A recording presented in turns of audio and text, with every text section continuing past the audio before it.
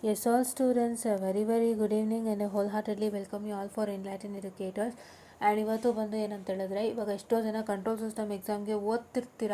But ನೀವು ಓದಬೇಕಾದ್ರೆ control ಸಿಸ್ಟಮ್ಗೆ ಒಂದು ಸ್ವಲ್ಪ ಏನಂತ ಹೇಳಿದ್ರೆ ಓದ್ತಾ ಇರ್ತೀರ. ಬಟ್ ಎಷ್ಟೋ ಜನ ಕೆಲವ್ರು ಇನ್ನೂ ಸ್ಟಾರ್ಟೇ ಮಾಡಿರೋದಿಲ್ಲ. ಇನ್ನೂ 2 ದಿನ ಇದೆ, ಏನು ಓದಬೇಕು, ನಂಗೆ ಒಂಥರ ಭಯ ಆಗ್ತಿದೆ, ಏನು ಮಾಡ್ಬೋದು ಲಾಸ್ಟ್ ಮೂಮೆಂಟ್ ಟೆನ್ಷನ್ಸ್ ಅಂತ ಇರುತ್ತಲ್ಲ, ಅಂಥವ್ರಿಗೆ ಈ ವಿಡಿಯೋ.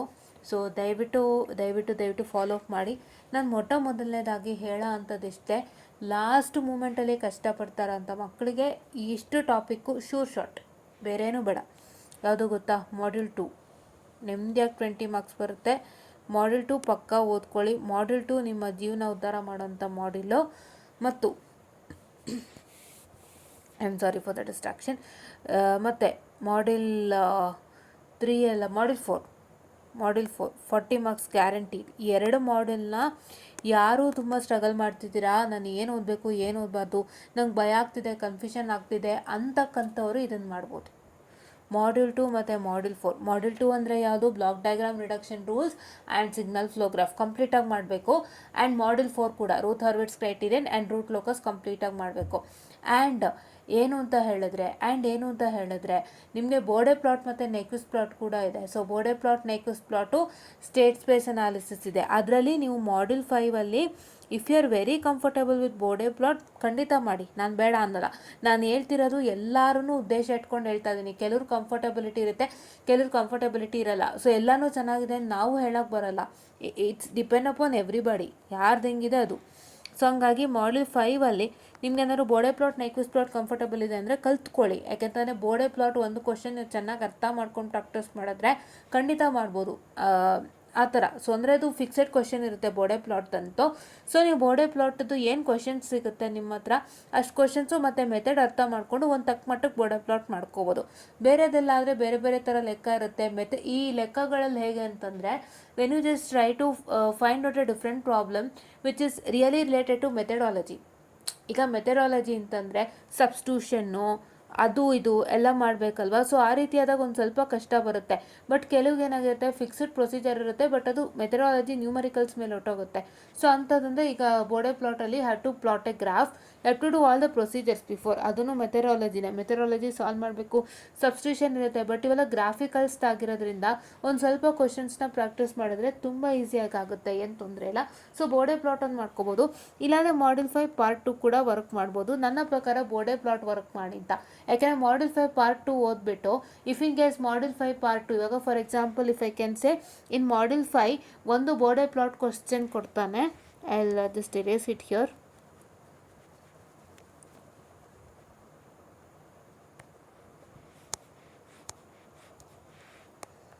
ಮಾಡ್ಯೂಲ್ 5ಅಲ್ಲಿ ಒಂದು ಬೋರ್ಡೆ ಪ್ಲಾಟ್ ಅಥವಾ ನೆಕ್ವಿಸ್ಟ್ ಪ್ಲಾಟು BN ಅಂತ ಹಾಕ್ತೀನಿ. ಇನ್ನೊಂದು module 5 part 2 this will be one question, that is question number 9.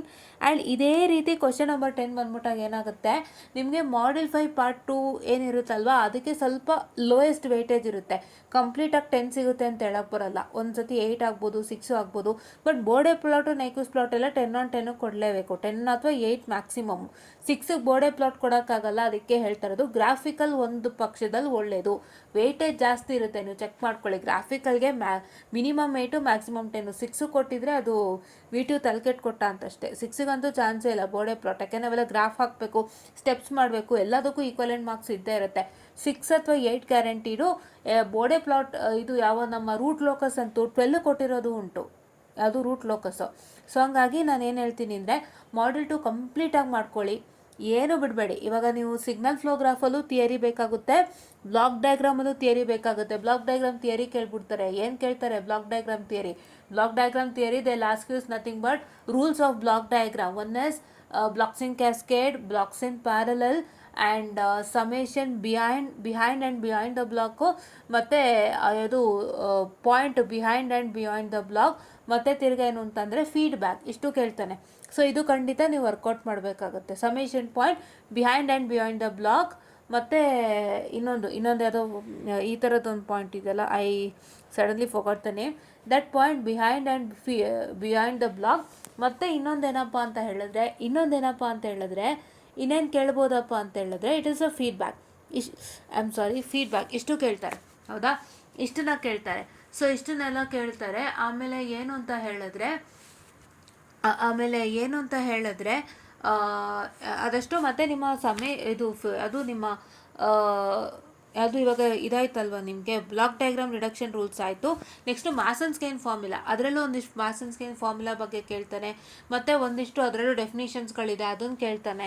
So ಅವೆಲ್ಲ ನಮ್ಮ ಯೂಟ್ಯೂಬ್ ಚಾನಲಲ್ಲಿದೆ, ಚೆಕ್ಔಟ್ ಮಾಡ್ಕೊಳ್ಳಿ. ಡೆಫಿನಿಷನ್ಸ್ ಕೇಳ್ತಾನೆ. ಸೊ ಈ ರೀತಿಯಾಗೆಲ್ಲ ಪ್ರಶ್ನೆ ಮಾಡಿಬಿಟ್ಟು ಆ ನಂತರ what will we to ask is that ಕೇಳ್ತಾರೆ. And what will we to ask is that we to will ask the problems regarding that. ನಾನು ಅದಕ್ಕೆ ಹೇಳಿದ್ದು, ದಯವಿಟ್ಟು ಟೆಕ್ನಿಕಲ್ ಪಬ್ಲಿಕೇಶನ್ ತೊಗೊಂಡ್ರೆ ತುಂಬ ಈಸಿ ಆಗುತ್ತೆ. ಟೆಕ್ನಿಕಲ್ ಪಬ್ಲಿಕೇಶನ್ ಬಿಟ್ಟು ಕ್ವಶನ್ಸ್ ಬಂದೇ ಇಲ್ಲ. ನಾನು ಎಕ್ಸಾಮ್ ಅಟೆಂಡ್ ಮಾಡಿ ಚೆನ್ನಾಗಿ ಕ್ಲಿಯರ್ ಮಾಡಿದ್ದೀನಿ. And I have understood good things from that. Okay, and ಏನಪ್ಪ ಅಂತ ಹೇಳಿದ್ರೆ ನಿಮ್ಮ ನೋಟ್ಸ್ ಕೂಡ ಹೆಲ್ಪ್ ಆಗುತ್ತೆ. ಬಟ್ ಏನು ಮಾಡಬೇಕಂದ್ರೆ ಅಂಡರ್ಸ್ಟ್ಯಾಂಡಿಂಗ್ ನಿಮ್ಮ ಹತ್ರ ಇರಬೇಕು. ನಾನು ಯಾವತ್ತೂ ಹೇಳ್ತೀನಲ್ಲ, ಒಂದು ಲೆಕ್ಕ ಪ್ರಾಕ್ಟೀಸ್ ಮಾಡ್ತೀರಾ ಅಂದರೆ ನಿಮ್ಗೆ ಅಂಡರ್ಸ್ಟ್ಯಾಂಡಿಂಗ್ ಇರಬೇಕು. ಅದರದ್ದು ಬೇಸಿಕ್ ಅಂಡರ್ಸ್ಟ್ಯಾಂಡಿಂಗು, ಮತ್ತು ಯಾವ ಥರ ಪ್ರಾಬ್ಲಮ್ ಕೊಟ್ಟಾಗ ಏನು ಮಾಡಬೇಕು, ಹೆಂಗೆ ಐಡೆಂಟಿಫೈ ಮಾಡಬೇಕು, ಇವೆಲ್ಲ ಗೊತ್ತಿರಬೇಕು. ಬ್ಲಾಕ್ ಡಯಾಗ್ರಾಮಲ್ಲಿ ಸ್ಪೆಷಲಿ ಆಗೋವಂಥ ಪ್ರಾಬ್ಲಮ್ ಏನಂದರೆ ಯಾವ ರೂಲ್ ಅಪ್ಲೈ ಮಾಡಬೇಕು ಅದು ಐಡೆಂಟಿಫೈ ಮಾಡೋಕ್ಕಾಗಲ್ಲ. ಅದು ನೀವು ಡೈರೆಕ್ಷನ್ ಮುಖಾಂತರನೇ ಹೋಗಬೇಕಾಗುತ್ತೆ. ಡೈರೆಕ್ಷನ್ ಮುಖಾಂತರ ಹೋದಾಗ ನಿಮ್ಗೆ ಏನು ಗೊತ್ತಾಗುತ್ತೆ, ಅಂತ ಹೇಳಿದ್ರೆ ಯಾವ ಬ್ಲಾಕಿಂದ ಹೋಗ್ತಾ ಇದೆ, ಆ್ಯಂಡ್ ಅದು ಯಾವ ಇನ್ನೊಂದಕ್ಕೆ ಕನೆಕ್ಷನ್ ಆಗಿರುತ್ತಲ್ಲ, ಇಂಟರ್ ಕನೆಕ್ಷನ್ಸ್ ಎಲ್ಲ ನಿಮ್ಗೆ ಈಸಿ ಗೊತ್ತಾಗುತ್ತೆ. ಸೊ ಅವೆಲ್ಲ ನೀವು ನೋಡ್ಕೊಂಡು ಪ್ರಾಕ್ಟೀಸ್ ಮಾಡ್ಕೊಳ್ಳಿ, ಆಯಿತಾ. ಆ್ಯಂಡ್ ಮಾಡ್ಯೂಲ್ 4ಅಲ್ಲಿ Routh Hurwitz criterion, specially rules of Routh Hurwitz criterion and stability characteristics, ಮತ್ತು ಆಮೇಲೆ points of the root locus, ಆಮೇಲೆ ಎಷ್ಟು ಚೇಂಜಸ್ ಇದೆ ಅದೆಲ್ಲ ನೀವು ಕೇಳಬೇಕಾಗುತ್ತೆ. ಮತ್ತು ಸ್ಟೆಬಿಲಿಟಿ ಕೆ ವ್ಯಾಲ್ಯೂನ ಕೇಳ್ತಾನೆ, find the value of K for which system stable ಅಂತ. ಆಮೇಲೆ ಅದೇ ಎಷ್ಟು ಪಾಯಿಂಟ್ಸ್ ಚೇಂಜ್ ಆಗ್ತಿದೆ, ಸ್ಟೇಬಲು ಅನ್ಸ್ಟೇಬಲ್ದೆಲ್ಲ ಪ್ರಶ್ನೆ ಮಾಡ್ತಾನೆ. ಸೊ ಇದನ್ನು ನೀವು ಮಾಡ್ಕೋಬೋದಾಗಿರುತ್ತೆ. ಮತ್ತು ರೂಟ್ ಲೋಕಸ್ ಅಂತೂ ಮಾಡಿ 10-12ಗಂತೂ ಪಕ್ಕ. ಆ್ಯಂಡ್ ಬೋರ್ಡರ್ ಪ್ಲಾಟ್ ಸ್ವಲ್ಪ ಕಷ್ಟಪಟ್ಟು ಪ್ರಾಕ್ಟೀಸ್ ಮಾಡಿ ಅರ್ಥ ಮಾಡ್ಕೊಳ್ಳಿ. 10 ಅಥವಾ 8ಗೆ ಸಿಗುತ್ತೆ. ಇಲ್ಲ ನಿಮ್ಗೆ ಕಂಫರ್ಟಬಿಲಿಟಿ ಇಲ್ಲ ಅಂದರೆ ಮಾಡ್ಯೂಲ್ 5 ಪಾರ್ಟ್ 2 ಮಾಡ್ಬೋದು. ನೋಡೋಣ ಅದು ಹೆಂಗಾಗುತ್ತೆ ಅಂತ. ಸಪ್ರೇಟಾಗಿ ಬಂತು ನಿಮ್ಮ ಅದೃಷ್ಟ, ಜಾಯಿಂಟಾಗಿ ಬಂತು ಒಳ್ಳೆ ಮಾರ್ಕ್ಸ್ ಬಂತು ಅಂದರೂ ನಿಮ್ಮ ಅದೃಷ್ಟನೇ, ಏನು ತೊಂದರೆ ಇಲ್ಲ. ಆ್ಯಂಡ್ ಇದಿಷ್ಟು ಬಿಟ್ಟು ಇನ್ನೇನು ಮಾಡ್ಬೋದಪ್ಪ ಅಂತ ಹೇಳಿದ್ರೆ ಇದನ್ನ ನೋಡ್ಕೊಂಡಿದ್ದೀರಾ ಅಂತ ಅನ್ಕೋತೀನಿ. ಸೊ ನಾನು ಎರೇಸ್ ಮಾಡಲಾ ಇದನ್ನು. Okay, right now I will erase it. I hope you have taken a screenshot. ಎಲ್ಲರೂ ಅಲ್ಲಿದಲ್ಲೇ ಸ್ಕ್ರೀನ್ಶಾಟ್ ತೊಗೊಂಬಿಡಿ, ದಟ್ಸ್ ಬೆಟರ್.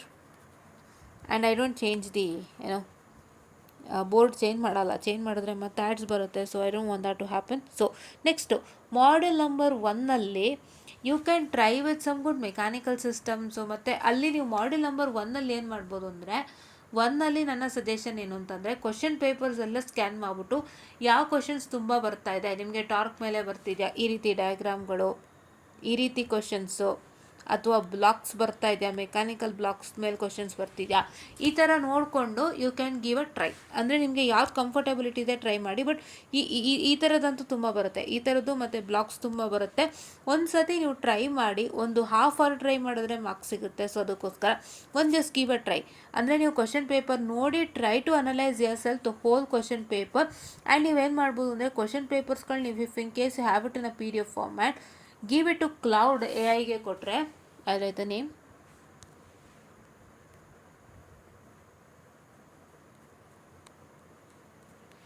ಕ್ಲೌಡ್ AI ನೀವು ಕೊಟ್ಟಾಗ ಏನಾಗುತ್ತೆ, ಕ್ಲೌಡ್ AI ಅಂತ ಹೇಳಿದ್ರೆ, ಸೊ ಕ್ಲೌಡ್ AI ಬಂದುಬಿಟ್ಟು you can just check out with what I can say the questions. ಇದರಲ್ಲಿ ಯಾವುದು ತುಂಬ ಇಂಪಾರ್ಟೆಂಟ್ ಕ್ವಶನ್ಸ್ ಅಂತ ಕೇಳಿ. ಅಂದರೆ ನಿಮ್ಮ ಕ್ವಶನ್ ಪೇಪರ್ PDFಸ್ನೆಲ್ಲ ಹಾಕಬೇಕು. And don't try to put all the PDFs together, because ಅಂದರೆ ಟುಗೆದರ್ ಅಂತ ಹೇಳಿದ್ರೆ ಎಲ್ಲ ಒಂದೊಂದೇ PDFನು ಒಂದೇ ಸತಿ ಹಾಕಕ್ಕೆ ಹೋಗ್ಬೇಡಿ. ಎಲ್ಲ PDFನು ಮರ್ಜ್ ಮಾಡಿ ಹಾಕಿ, ಕ್ವಶನ್ ಪೇಪರ್ಸ್ PDFನ ಮರ್ಜ್ ಮಾಡಿ ಹಾಕಿ. ಬಿಕಾಸ್ ನೀವು ಫ್ರೀ ಪ್ಲ್ಯಾನ್ ಬಳಸ್ತಾ ಇದ್ದರೆ ತುಂಬ ಬೇಗ ನಿಮಗೆ ಟೈಮ್ ಹೊಟ್ಟೋಗುತ್ತೆ, ಬೇರೆ ಕ್ವಶನ್ಸ್ಗಳು ಕೇಳೋಕ್ಕಾಗಲ್ಲ. ಎಲ್ಲ ಕ್ವಶನ್ ಪೇಪರ್ಸ್ನು ಒಂದು PDF ಮರ್ಜ್ ಮಾಡಿಬಿಟ್ಟು, ಸೊ ಅದರಲ್ಲಿ ನೀವು ಮಾಡ್ಯೂಲ್ 1 ಚೆಕ್ ಮಾಡಿಸಿ. ಏನಾಗುತ್ತೆ ಅಂದರೆ ಬೇಸಿಕಲಿ ಮಾಡ್ಯೂಲ್ 1 ಚೆಕ್ ಮಾಡಿಸಿ. ಆ್ಯಂಡ್ ಮೇಯ್ನ್ ಆಗಿ ನೀವು 22 ಸ್ಕೀಮನ್ನು ಫೋಕಸ್ ಮಾಡಿ. ಇದಕ್ಕೆ ಯಾಕೆಂತಂದರೆ ಮಾಡ್ಯೂಲ್ 1 ಮತ್ತು ಮಾಡ್ಯೂಲ್ 2 ನಮ್ಮ 18 ಸ್ಕೀಮಲ್ಲಿ ಆಗಲಿ 17 ಸ್ಕೀಮಲ್ಲಿ ಆಗಲಿ ಮರ್ಜ್ ಆಗಿತ್ತು. ಕಟ್ಕೊಳ್ಳಿ. ಮಾಡ್ಯೂಲ್ 1 ಮತ್ತು module 2 is completely module 1 for our 17 and 18 scheme. And even 21 ಸ್ಕೀಮ್ಗೂ ಅದೇ ಕತೆ. ಸೊ ಅದಕ್ಕೆ ಬೇಡ, ನೀವು 22 ಸ್ಕೀಮ್ದು ಹೆಚ್ಚು ಸ್ಕ್ಯಾನ್ ಮಾಡ್ಕೊಳ್ಳಿ. 22 ಸ್ಕೀಮ್ದು ಹೆಚ್ಚಿನ ಸ್ಕ್ಯಾನ್ ಔಟನ್ನು ಮಾಡಿಕೊಂಡು ಅದರಲ್ಲಿ ಯಾವುದು ಮೋಸ್ಟ್ ಇಂಪಾರ್ಟೆಂಟ್ ಕ್ವಶನ್ಸ್ ಉಂಟು ಅದನ್ನ ಪ್ರಾಕ್ಟೀಸ್ ಮಾಡಿ. ಸೊ ಅದು ಪ್ರಾಕ್ಟೀಸ್ ಮಾಡಿ ನೀವು ಅರ್ಥ ಮಾಡ್ಕೊಳ್ಳಿ. ಅದೇ ಬೇಸಿಸ್ ಮೇಲೆ ಕ್ವಶನ್ ಬಂತು ಅಂದರೆ can just give a try. ಅದೊಂದು ಮಾಡ್ಬೋದು, ಆ ರೀತಿಯಾಗಿ ಮಾಡ್ಬೋದು. ಅದು ಬಿಟ್ಟರೆ you can try out this module number 3ಅಲ್ಲಿ. ಮಾಡ್ಯೂಲ್ ನಂಬರ್ 3ಅಲ್ಲಿ ಒಂದಿಷ್ಟು ಕ್ವಶನ್ಸ್ ಇದೆ ನಿಮಗೆ. ಅಂಡರ್ ಡ್ಯಾಂಪಿಂಗು ಈ ರೀತಿಯಾದ ಒಂದು ಡ್ರಾಯಿಂಗ್ದು ಒಂದು ಕಾನ್ಸೆಪ್ಟ್ ಇದೆ, ಇಫ್ ಯು ರಿಮೆಂಬರ್. ಸೊ ಆ ಕಾನ್ಸೆಪ್ಟು ಕಂಪ್ಲೀಟ್ ಕ್ವಶನ್ಸನ್ನು ನೀವು ಟ್ರೈ ಮಾಡ್ಬೋದಾಗಿರುತ್ತೆ. You can do that without fail. ಅದ್ರದ್ದೊಂದು ಕ್ವಶನ್ ಬರುತ್ತೆ ಗ್ಯಾರಂಟಿಡು. ಓಕೆ, ಸೆಕೆಂಡ್ ಆರ್ಡರ್ ಸಿಸ್ಟಮ್ದು ಏನೋ ಇದೆಯಲ್ಲ, ಸೊ ಅದ್ರದ್ದೊಂದು ಕಾನ್ಸೆಪ್ಟ್ ಬರುತ್ತೆ ನಿಮಗೆ. ಸೊ ಅದು ನಾನು ಮುಂದೆ ಒಂದು ಸೆಕೆಂಡ್ ಟೈಮ್ ಕೊಡಿ, ಚೆಕ್ ಮಾಡ್ತೀನಿ. I have done a video on that ಅನ್ಕೋತೀನಿ ನಾನು. So I'll just showcase which one is that. ನೋಡಿ, ಇಲ್ಲೆಲ್ಲ ನಾವು ಮಾಡಿದ್ದೀವಿ. If you can watch it without fail. And textbook explain ಮಾಡಿದ್ದೀವಿ. ಸಿಗ್ನಲ್ ಫ್ಲೋ ಗ್ರಾಫ್ ಆಗಿದೆ, ಇಷ್ಟೇ ಇದೆಯಾ? Wait a minute, let me have a check. I have done guys, ನಾನು ಅದು ವೀಡಿಯೋ ಮಾಡಿದ್ದೀನಿ. I will check it out once, not a problem. ನೋಡಿ, ಇದೆಲ್ಲ stability, Routh Hurwitz criterion, ಅದನ್ನು ಚೆಕ್ ಮಾಡ್ಕೋಬೋದು.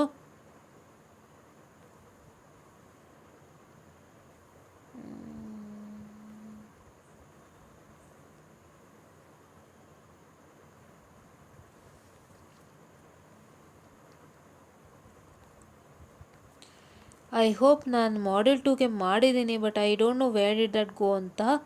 So I have done it guys, not a problem. ನಾನು ಖಂಡಿತ ಮಾಡಿದ್ದೀನಿ, ಬಟ್ ಎಲ್ಲೋ ಇಲ್ಲಿ ಸೇರಿಸಿಲ್ಲ ಅನಿಸುತ್ತೆ. ನಾನು ಅದಕ್ಕೊಂದು ಮಾಡಿದ ಜ್ಞಾಪಕ ನನಗೆ. ಸೊ ಏನಪ್ಪ ಅಂತ ಹೇಳಿದ್ರೆ, ತುಂಬ ಈಸಿಯಾಗಿ ಅರ್ಥ ಮಾಡ್ಕೊಳ್ಳಿ. ಸೊ ಅದು ನೀವು you can try it out that. Okay, ಇದು ಐ ರಿಮೆಂಬರ್ ದ ಟಾಪಿಕ್, ನಾನು ನಾಳೆ ತುದಿಲ್ಲ ಇದೆ. ಸೊ ಏನೋ something of second order system ಅಂತಲೇ ಟಾಪಿಕ್ ಇದೆ. ಇದನ್ನು ಟ್ರೈ ಮಾಡಿ, ಇದರಲ್ಲಿ ಕ್ವಶನ್ಸ್ ತುಂಬ ಹೆಲ್ಪ್ ಆಗುತ್ತೆ. And just give me a minute, I just have the textbook. ನನ್ನ ಹತ್ರ ಇಲ್ಲೇ ಇದೆ, ಟೆಕ್ಸ್ಟ್ ಬುಕ್ ಇಟ್ಕೊಂಡಿದ್ದೀನಿ. I just tell you what are all the topics that you can look out.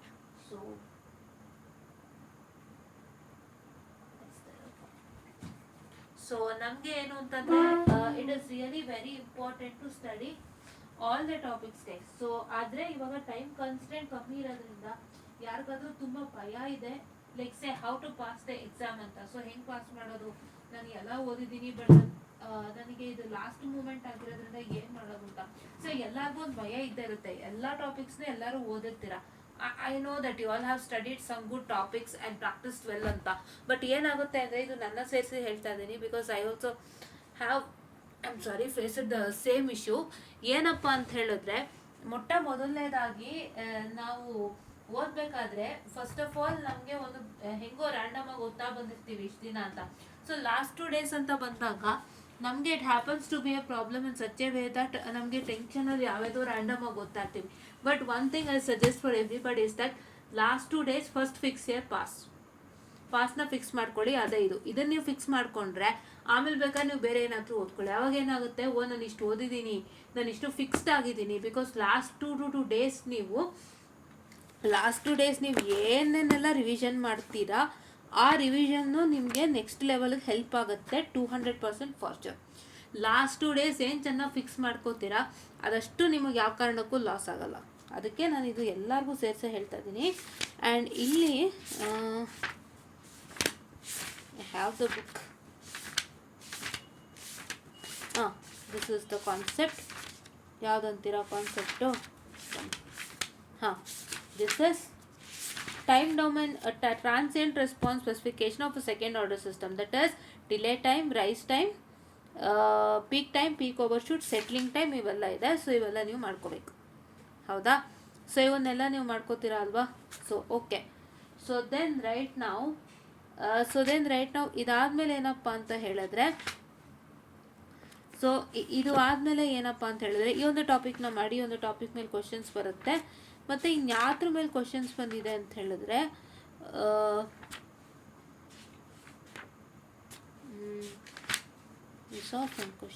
Nice questions ಬಂದಿತ್ತು. Type 1, type 2, type 3 ಇದೆ ಗೊತ್ತಾ? Analysis of type 0, type 1, type 2 system, ಅದರಲ್ಲಿ theory ಇದೆ. ನೀವೇನು ಮಾಡ್ಬೋದು ಅಂದರೆ, ಸೆಕೆಂಡ್ ಮಾಡ್ಯೂಲಲ್ಲಿ what I told the transient response of second order system, ಅದನ್ನು ಟ್ರೈ ಮಾಡ್ಬೋದು. ಮತ್ತು ಸ್ಟಡಿ ಸ್ಟೇಟ್ ಅನಾಲಿಸಿಸ್ ಟ್ರೈ ಮಾಡ್ಬೋದು.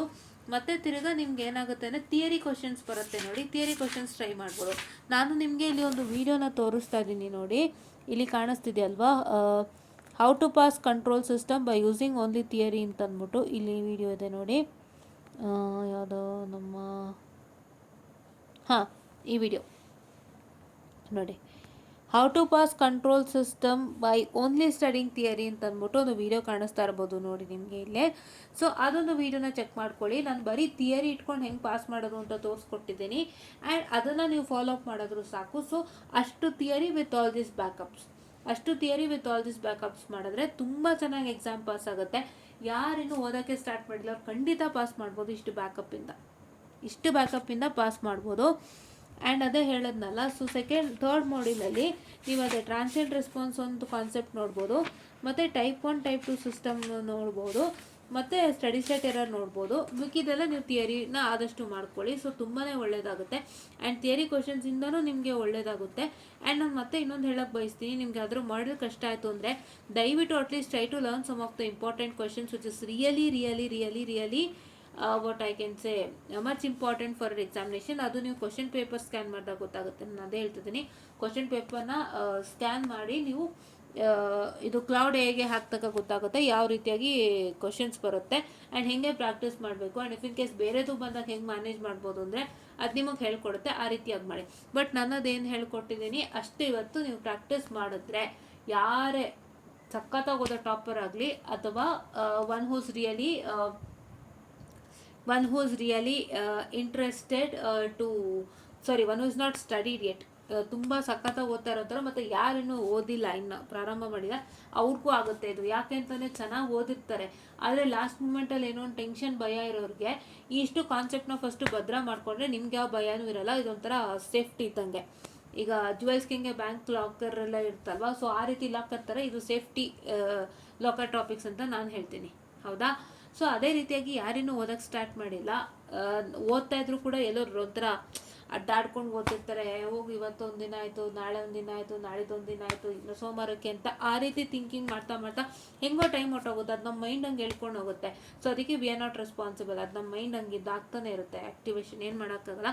ಸೊ ಹಾಗೇನಾದ್ರು ನಡೀತಾ ಇತ್ತು, ನೀವು ಇನ್ನೂ ಶುರುನೇ ಮಾಡಿಲ್ಲ, ಹಂಗೆ ಭಯ ಆಗ್ತದೆ ಅನ್ನೋರಿಗೆ this is the safest locking topics that you can practise. ಇಷ್ಟನ್ನ ಪ್ರಾಕ್ಟೀಸ್ ಮಾಡಿ ಸಖತ್ತಾಗಿ ಗೆಲ್ತೀರಾ. ಆ್ಯಂಡ್ ಏನು ಮಾಡಬೇಕು, ಮೇನ್ ಥಿಂಗ್ ಇಷ್ಟನ್ನು ಓದೋದಲ್ಲ, ಎಕ್ಸಾಮಲ್ಲಿ ಪ್ರೆಸೆಂಟೇಷನ್ ಮುಖ್ಯ. ಯಾವ ಥರ ಮಾಡ್ತೀರಾ ಪ್ರೆಸೆಂಟೇಷನು? ನೀಟಾಗಿ ಯಾವುದೇ ಒಂದು ಸಬ್ಜೆಕ್ಟ್ ಆದರೂ ಕೂಡ ಬ್ಲಾಕ್ ಡಯಾಗ್ರಾಮಲ್ಲಿ ಸ್ಪೆಷಲಿ ಪ್ರತಿಯೊಂದು ಡಯಾಗ್ರಾಮ್ನು ಮೆನ್ಷನ್ ಮಾಡಬೇಕು. ಡಯಾಗ್ರಾಮ್ನ ಜೊತೆಗೆ have to mention what and all you are doing. ಅಲ್ಲಿ ಮಾರ್ಕ್ ಮಾಡಬೇಕು, ಎಲ್ಲನೂ ಮಾರ್ಕ್ ಮಾಡಬೇಕು. ಸುಮ್ಮನೆ ಬ್ಲಾಕ್ ಡಯಾಗ್ರಾಮ್ ಬರೆದ್ಬಿಟ್ಟು ಬರೋದಲ್ಲ. ಅವ್ರು ಏನು ಅನ್ಕೋತಾರೆ, ನೀವು ಸುಮ್ಮನೆ ಬ್ಲಾಕ್ ಡಯಾಗ್ರಾಮ್ ಬರ್ಕೊಂಡು ಹೊಟ್ಟೋದ್ರೆ 10 ಬ್ಲಾಕ್ ಡಯಾಗ್ರಾಮ್ ಬರೆದ್ರೆ ಅವರು ಗೊತ್ತಾಗಬೇಕಲ್ಲ ನೀವು ಎಲ್ಲಿ ಚೇಂಜಸ್ ಮಾಡ್ತಿದ್ದೀರಾ ಮತ್ತು ಬ್ಲಾಕ್ ಡಯಾಗ್ರಾಮ್ನ ಎಲ್ಲಿ ಮಾಡಿಫಿಕೇಶನ್ ಮಾಡ್ತಿದ್ದೀರಾ ಅಂತ. ಸೊ ಮಾಡಿಫಿಕೇಶನ್ ಮಾಡೋ ಜಾಗದಲ್ಲೆಲ್ಲನೂ ಡ್ಯಾಶ್ ಹಾಕಬೇಕು. ಇವಾಗ ನಾನು ಸಿಂಪಲ್ ಎಕ್ಸಾಂಪಲ್ ಕೊಡ್ತೀನಿ ನೋಡಿ.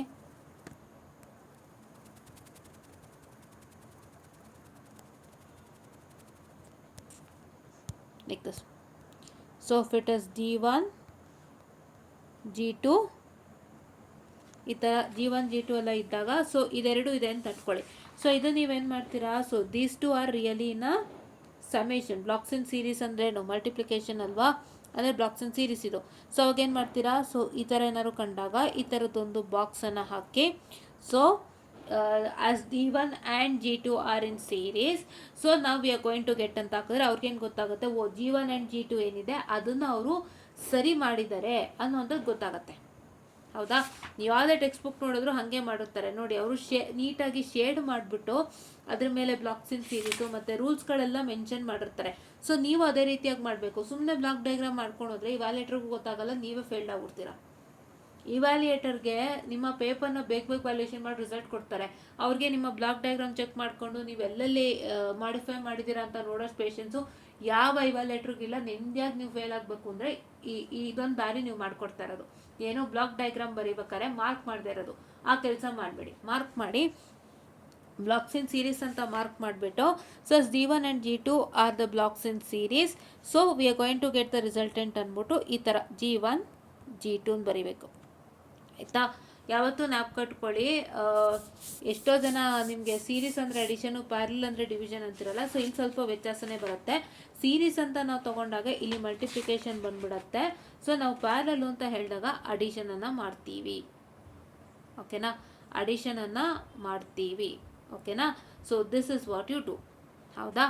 ಸೊ ಇದು ನೆಟ್ವರ್ಕಲ್ಲಿ ಸೀರೀಸ್ ಅಂದರೆ ಅಡಿಷನ್ ಆಗುತ್ತೆ, ಪ್ಯಾರಲಲ್ ರೆಸಿಸ್ಟೆನ್ಸಸ್ ಇದ್ದಾಗ ನಾವು ಡಿವಿಷನ್ ಥರ ಮಾಡ್ತೀವಿ.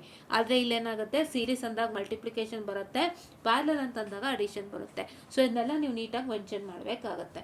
And even in signal flow graph also, signal flow ಗ್ರಾಫಲ್ಲೂ ಅಷ್ಟೇ ನೀವೆಷ್ಟು ಡಯಾಗ್ರಾಮ್ ಬರೀತೀರೋ ಅಷ್ಟು ಒಳ್ಳೆಯದು. ಡಯಾಗ್ರಾಮ್ಗಳನ್ನ ಬರೀರಿ, ಆ್ಯಂಡ್ ಆದಷ್ಟು ನಿಮಗೆ ಇಫ್ ಇನ್ ಕೇಸ್ ತುಂಬ ಸಿಂಪ್ಲಿಫೈಡ್ ಮಾಡಬೇಕು ಅಂತಂದರೆ ಮಾಡ್ಕೋಬೋದು. ಬಟ್ ತುಂಬ ಸಿಂಪ್ಲಿಫೈಡ್ನ ಮಾಡೋಕ್ಕೆ ಹೋಗ್ಬೇಡಿ. ಕೆಲವ್ರು ತುಂಬ ಸಿಂಪ್ಲಿಫೈಡ್ ಅಂದರೆ ಏನು ಮಾಡ್ತಾರೆ ಅಂದರೆ ಎಲ್ಲ ಗೊತ್ತಾಗ್ಬಿಡುತ್ತಲ್ಲ ಒಂದು ಶಾರ್ಟ್ಗೆ, ಸೊ 4 ಡಯಾಗ್ರಾಮ್ಲೆ ಎಲ್ಲ ಮುಗಿಸೋಣ ಅಂದ್ಬಿಡಿ. ಪ್ರತಿಯೊಂದು ಸ್ಟೆಪ್ಗೂ ಒಂದೊಂದು ಡಯಾಗ್ರಾಮ್ ಮಾಡಿ. ಒಂದೊಂದು ಮಾಡಿಫಿಕೇಷನ್ನಿಂದ ಬ್ಲಾಕ್ ಡಯಾಗ್ರಾಮಲ್ಲೂ ಕೂಡ ಒಂದೊಂದು ಡಯಾಗ್ರಾಮ್ ಇರಬೇಕು. ಈಗ G1 G2 ಸೀರೀಸಲ್ಲಿ ಆಯಿತು, ಸೊ ಇದನ್ನು ಮಾಡ್ಕೋತ್ರ ಮತ್ತೆ ಇನ್ನೊಂದೇನೋ ಮಾಡಿಫಿಕೇಶನ್ ಬರುತ್ತೆ, ಅದನ್ನೂ ಮಾಡಬೇಕು. ಎಲ್ಲನೂ ಒಂದೊಂದು ಪಾಯಿಂಟಲ್ಲೇ ಮಾಡಬೇಕು. ಇಫ್ ಇನ್ ಕೇಸ್ ನಿಮಗೆ ಕೊಟ್ಟಿರತಕ್ಕಂಥ ನಾರ್ಮಲ್ ಡಯಾಗ್ರಾಮಲ್ಲೇ 3-4 ಮಾಡಿಫಿಕೇಶನ್ ಒಂದೇ ಸತಿಗೆ ಮಾಡಿಬಿಡ್ಬೋದು ಅಂತಂದರೆ ಎಲ್ಲನೂ ಒಂದೇ ಸತಿಗೆ ಮಾಡಿಬಿಟ್ಟು ತೋರಿಸಿ. ಇಲ್ಲ ಅಂತ ಹೇಳಿದ್ರೆ ಈ ಒಂದು ಮಾಡಿಫಿಕೇಶನ್ ಆದಮೇಲೆ, ಫಸ್ಟ್ ಮಾಡಿಫಿಕೇಶನ್ ಆದಮೇಲೆ ಸೆಕೆಂಡ್ ಮಾಡಿಫಿಕೇಶನ್ ಮಾಡೋಕ್ಕೆ ಸಾಧ್ಯ ಡಯಾಗ್ರಾಮಲ್ಲಿ ಇಂದಾಗ. You have to do that according to the diagrams itself. But ಒಂದು ಡಯಾಗ್ರಾಮಲ್ಲಿ 2 ಮಾಡಿಫಿಕೇಶನ್ ಮಾಡೋ ಚಾನ್ಸಸ್ ಇದೆ ಅಥವಾ 3 ಮಾಡಿಫಿಕೇಶನ್ ಮಾಡೋ ಚಾನ್ಸ್ ಇದೆ ಅಂದರೆ you can directly do it without fail. ಓಕೆನಾ, ಅದು ನಿಮ್ಗೆ ನೋಡಿದಾಗ ಗೊತ್ತಾಗುತ್ತೆ ಕ್ವಶನ್ನು. ಆ್ಯಂಡ್ ಸಿಗ್ನಲ್ ಫ್ಲೋ ಗ್ರಾಫಲ್ಲೂ ಕೂಡ ಡಯಾಗ್ರಾಮ್ಸ್ನ ಸಖತ್ ನೀಟಾಗಿ ಬರೀಬೇಕು. ನೀಟಾಗಿ ಲೂಪ್ಸ್ ಎಲ್ಲ ಮಾರ್ಕ್ ಮಾಡಬೇಕಾಗುತ್ತೆ, ಆ್ಯಂಡ್ ಇಟ್ಸ್ ಡೈರೆಕ್ಷನ್ ಎಲ್ಲ ಮಾರ್ಕ್ ಮಾಡಬೇಕಾಗುತ್ತೆ. ಫಸ್ಟು ಏನು ಡಯಾಗ್ರಾಮ್ ಕೊಡ್ತಾರೆ ನಮ್ಮ ಇದರಲ್ಲಿ ಯಾವ ಕ್ವಶನ್ ಪೇಪರ್ಲಿ, ಅದನ್ನು ನೀಟಾಗಿ ಬರ್ಕೊಂಡು ನೀವು ಫಾರ್ವರ್ಡ್ ಪಾತು, ಫೀಡ್ಬ್ಯಾಕ್ ಪಾತು ಎಲ್ಲನೂ ಬರ್ಕೊಂಡು ನೀಟಾಗಿ ಪ್ರತಿಯೊಂದು ಸಾಲ್ವ್ ಮಾಡಬೇಕಾಗುತ್ತೆ. Don't get confuse, follow the direction for block diagram as well as signal flow graph. ಆಯಿತಾ, ಇದಿಷ್ಟನ್ನು ಮಾಡಬೇಕು. ಆಮೇಲೆ ರೂಟ್ ಲೋಕಸ್ಗೆ ಸ್ಪೆಷಲಿ ಎಲ್ಲ ಸ್ಟೆಪ್ಸು ನೀಟಾಗಿ ಬರೀಬೇಕು. ಗ್ರಾಫ್ ನೀಟಾಗಿ ಮಾರ್ಕ್ ಮಾಡಬೇಕು. ಗ್ರಾಫು ಫಸ್ಟ್ ಶೀಟಲ್ಲೇ ಇರುತ್ತೆ front after you sign in. So ಅದಾದಮೇಲೆ ಸೈನ್ ಇನ್ ಎಲ್ಲ ನಿಮ್ಮ ಫ್ರಂಟಲ್ಲಿ ಡೀಟೇಲ್ಸ್ ಬರುತ್ತೆ. ನೆಕ್ಸ್ಟೇ ನಿಮಗೆ ಗ್ರಾಫ್ಗಳಿರುತ್ತೆ. ಬೋರ್ಡೆ ಪ್ಲಾಟ್ಗೂ ಗ್ರಾಫನ್ನು ಕೊಡ್ತಾರೆ, ನಾರ್ಮಲ್ಗೂ ಗ್ರಾಫನ್ನು ಕೊಡ್ತಾರೆ, ಎರಡೂ ಅಲ್ಲೇ ಇರುತ್ತೆ. ಯೂಸ್ ಔಟನ್ನು ಮಾಡ್ಕೊಳ್ಳಿ. ಆ್ಯಂಡ್ ಮತ್ತೆ ಏನಪ್ಪ ಅಂತ ಹೇಳಿದ್ರೆ ರೂಟ್ ಸರ್ವಿಸ್ ಕ್ರೈಟೀರಿಯನ್ ಪ್ರತಿಯೊಂದಕ್ಕೂ ನೀಟಾಗಿ ಸ್ಟೆಪ್ಸ್ ಎಲ್ಲ ಬರೀಬೇಕು. ಸ್ಟೆಪ್ಸ್ಗೆ ಮಾರ್ಕ್ಸ್ ಇರುತ್ತೆ. ಆ್ಯಂಡ್ ಯಾವ ಸ್ಟೆಪ್ಗೆ ಏನೇನು ಮಾರ್ಕ್ಸ್ ಗೊತ್ತಾಗಬೇಕು ಅಂದರೆ VTU ಸಿಂಕಿಗೆ ಹೋಗಿ ನಿಮ್ಮ ಸ್ಕೀಮ್ ಆಫ್ ಇವ್ಯಾಲ್ಯೂಯೇಷನ್ ಡೌನ್ಲೋಡ್ ಮಾಡಿಕೊಂಡು ಆ ಸ್ಕೀಮ್ ಆಫ್ ಇವ್ಯಾಲ್ಯೂಯೇಷನ್ ಪ್ರಕಾರ ಅಂತ ಎಲ್ಲ ಚೆಕ್ಔಟ್ ಮಾಡ್ಕೊಂಡು ನೀವು ವರ್ಕೌಟ್ ಮಾಡಬೇಕು. ಇಷ್ಟೊಂದು ಮಾಡ್ತೀರಾ ಅಲ್ವಾ, ಇಷ್ಟು ಓದಬೇಕು, ಸ್ಟೆಪ್ಸ್ನ ನೀಟಾಗಿ ಬರೀಬೇಕು. ಆಯಿತಾ, ಫೇಲ್ ಆಗೋಕ್ಕೆ ಯಾವುದೇ ಚಾನ್ಸ್ ಕೊಡಬೇಡಿ. ಇಷ್ಟನ್ನು ಓದ್ಕೊಂಡು ಎಲ್ಲರೂ ಪಾಸ್ ಮಾಡ್ಕೊಳ್ಳಿ. ಯಾರೂ ಫೇಲ್ ಆಗಬೇಡಿ, ಪ್ಲೀಸ್ ಫೇಲ್ ಆಗಬೇಡಿ. ಇಷ್ಟನ್ನು ಓದ್ಕೊಂಡು ಚೆನ್ನಾಗಿ ಎಕ್ಸಾಮನ್ನು ಪಾಸ್ ಮಾಡಿ ಅಂತ ನಾನು ಹೇಳ್ತಾ, ಇದು ಮ್ಯಾಮ್ ಈ ಬರೀ ಟಾಪಿಕ್ ಹೇಳಿದ್ರಿ, ಕ್ವಶನ್ಸ್ ಏನು ಅಂತ ಯೋಚನೆ ಮಾಡ್ತಿದ್ರಾ? ಕ್ವಶನ್ಸ್ ಎಲ್ಲ ಹಳೆ ವರ್ಷದ ಕ್ವಶನ್ ಪೇಪರೇ. ನಾನು 3ನೇ ಸತಿ ಹೇಳ್ತಾ ಇದ್ದೀನಿ, ಕೇಳಿಸ್ಕೊಂಬಿಡಿ. 2015 2025ವರೆಗಿನ ಕ್ವಶನ್ ಪೇಪರ್ಸನ್ನು ನೀವು ಸಖತ್ತಾಗಿ ತೊಗೊಂಡು ಓದಿದ್ರೆ ಖಂಡಿತ ನೀವು ನಾಳಿದ್ದ ಎಕ್ಸಾಮ್ಗೂ ಪಾಸ್ ಆಗ್ತೀರಾ. But have some seriousness inside. ತುಂಬ ಸೀರಿಯಸ್ಸಾಗಿ ಕೂತ್ಕೊಂಡು ಅದಕ್ಕೆ ಫೋಕಸ್ಡಾಗಿ ಓದಬೇಕು. ಒಂದೇ ಸತಿ ಅರ್ಥ ಮಾಡ್ಕೊಂಡು ಹೋಗಬೇಕು, ಆವಾಗಲೇ ಪಾಸ್ ಆಗೋದು. ಇಫ್ ಇನ್ ಕೇಸ್ ನಿಮ್ಗೆ ಒಂದೇ ಸತಿ ಓದಿನೂ ತಲೆಗೆ ಹೋಗ್ತಿರೋ ನನಗೆ ಕಷ್ಟ ಆಗ್ತಿದೆ ಅಂದರೆ ಯಾವ್ಯಾವ ತಲೆಗೆ ಹೋಗುತ್ತೋ ಅದಷ್ಟನ್ನು ಅಟೆಂಪ್ಟ್ ಮಾಡಿ ಅಟ್ಲೀಸ್ಟ್ ಒಂದು ಪಾಸ್ ಮಾಡ್ಕೊಳ್ಳಿ, ಎಲ್ಲ ಒಳ್ಳೆಯದಾಗುತ್ತೆ. ಸೊ ಆಲ್ ದ ಬೆಸ್ಟ್ ಅಂತ ಎಲ್ಲರಿಗೂ ಹೇಳ್ತಾ, ಸೊ ಸೋಮವಾರದ ಎಕ್ಸಾಮ್ಗೆ all the best. Question paper ನನಗೆ ಆದಷ್ಟು ಯಾರಾದರೂ ಕಳಿಸ್ಕೊಡಿ question paper. Please join into our group enlightened educators 4th sem students. ಇವಾಗ ಯಾರು ಓದ್ತಿದ್ದೀರಾ ಅವರು. And share is the question paper of control system. And EMFT question paper ಕೂಡ ಸುಮಾರು ಜನ ಕಳಿಸ್ಕೊಟ್ಟಿಲ್ಲ ನನಗೆ. ಪಾಪ ಗ್ರೂಪಲ್ಲಿ ಒಬ್ಬರು ತುಂಬ ಕೇಳ್ತಿದ್ರು. But I hope students are busy. But ಯಾರೂ please don't make it a delay. Share ಮಾಡಿಬಿಡಿ ಕ್ವಶನ್ ಪೇಪರ್, ನಮಗೆ ಒಂಚೂರು ಬೇಕಾಗುತ್ತೆ. So please to share the EMFT question paper along with what I can say the control system question paper in our group. After finish the exam we'll try to review it. ನಾವು review ಮಾಡೋಕ್ಕೆ ಆಗಿಲ್ಲ ಸತಿ EMFT. So ಹಾಗಾಗಿ control ಸಿಸ್ಟಮ್ದಾರು share ಮಾಡಿದ್ರೆ review ಮಾಡ್ಬೋದು ಅಂತ. So ಹಂಗಾಗಿ share it ಅಂತ ಹೇಳ್ತಾ, study these questions for exam. Please don't get panic. First ತಲೆ ಕೆಡಿಸ್ಕೊಳ್ದೆ ನೆಮ್ಮದಿಯಾಗಿ ಒಂದು ಸ್ವಲ್ಪ ಹೊತ್ತು ಕೂತು ನಿಮ್ಮ ಮನಸ್ಸಿಗೆ ರೆಸ್ಟ್ ಕೊಟ್ಟು ಆನಂತರ ಇಷ್ಟು ಟಾಪಿಕ್ಸನ್ನು ಓದಿ ಖಂಡಿತ ಎಕ್ಸಾಮ್ ಕ್ಲಿಯರ್ ಮಾಡ್ತೀರಾ. ಯಾಕೆ ಕ್ಲಿಯರ್ ಮಾಡಲ್ಲ ನಾನು ನೋಡ್ತೀನಿ. ಆ್ಯಂಡ್ ಕ್ವಶನ್ಸ್ ಬಂದು 2015 to 2025 ಕ್ವಶನ್ ಪೇಪರ್ ಕ್ವಶನ್ಸ್ ಅಷ್ಟೇ, ಏನು ಬೇಡ, ಹೌದಾ? So this is what is all for today ಅಂತ ಹೇಳ್ತಾ I'll be winding up this session students. All the best, you rock this exam ಅಂತ ಹೇಳ್ತಾ ಥ್ಯಾಂಕ್ ಯು.